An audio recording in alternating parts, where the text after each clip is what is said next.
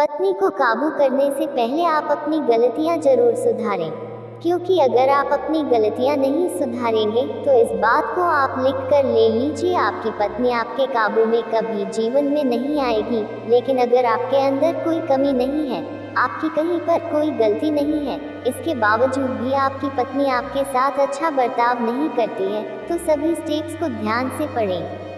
पत्नी को ताने न दें। जी हाँ, अगर आप ये गलती करते हैं और अपनी पत्नी को ताना देते हैं तो ऐसा करना आप बिल्कुल छोड़ दें, क्योंकि कोई भी पत्नी ताना सुनना बिल्कुल भी बर्दाश्त नहीं करती है। कोई उसे ताना दे ये उसे पसंद नहीं होता है, इसलिए ऐसी हरकत करने से आप बचने की कोशिश करें। पत्नी से किसी दूसरी औरत की बात न करें। अगर आप वाकई में अपनी पत्नी को काबू में करना चाहते हैं तो भूलकर भी अपनी पत्नी के सामने किसी दूसरी औरत की बात ना करें, वरना आपकी पत्नी का बीपी हाई हो जाएगा और फिर वो आपके साथ बहुत बुरा बर्ताव कर सकती है। अगर आप अपनी दूसरी औरत की बात नहीं करेंगे तो इससे आपकी पत्नी भी आपसे खुश रहेगी। अपनी पत्नी की खूब तारीफ करें। अगर आप अपनी पत्नी को खुश करना चाहते हैं तो आपको जितना चाहता हूँ मुझे अपनी पत्नी की तारीफ करें।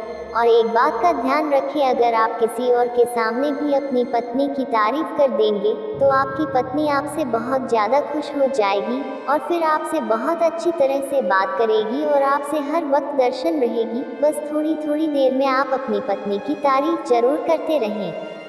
पत्नी की बुराई न करें। अपनी पत्नी की कभी भी बुराई ना करें। अगर आप अपनी पत्नी की बुराई करेंगे तो वो आप पर भड़क सकती है और आपसे कभी भी खुश नहीं हो सकती। और एक बात को अपने ध्यान में जरूर रखें, भूल कर भी किसी मेहमान के आगे या रिश्तेदारों के आगे अपनी पत्नी की बुराई ना करें, वरना आपकी खैर नहीं ऊपर वाला ही आपको बता सकता है। पत्नी से हमेशा सच बोलें। आप अपनी पत्नी से कभी भी कुछ ना छुपाएं, जो भी बात हो आप उससे सब कुछ सच सच बताएं, क्योंकि कोई भी पत्नी नहीं चाहती कि उसका पति उससे कोई सच छुपाए। इसलिए बेहतर यही होगा कि आप अपनी पत्नी से हमेशा सच बोलें।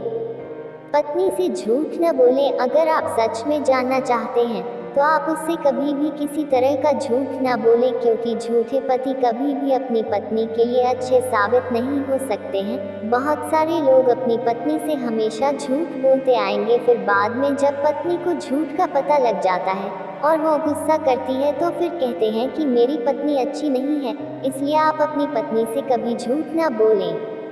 किसी दूसरी औरत की तरफ आकर्षित न हो। अगर आप अपनी पत्नी को खुश देखना चाहते हैं और चाहते हैं कि वो आपके काबू में रहे तो भूलकर भी किसी दूसरी औरत की तरफ आप आकर्षित ना हो और ना ही किसी दूसरी औरत के साथ किसी तरह का संबंध रखें। सभी औरतों से आप दूरी बनाकर रखें और अपनी पत्नी से करीबी बनाएं।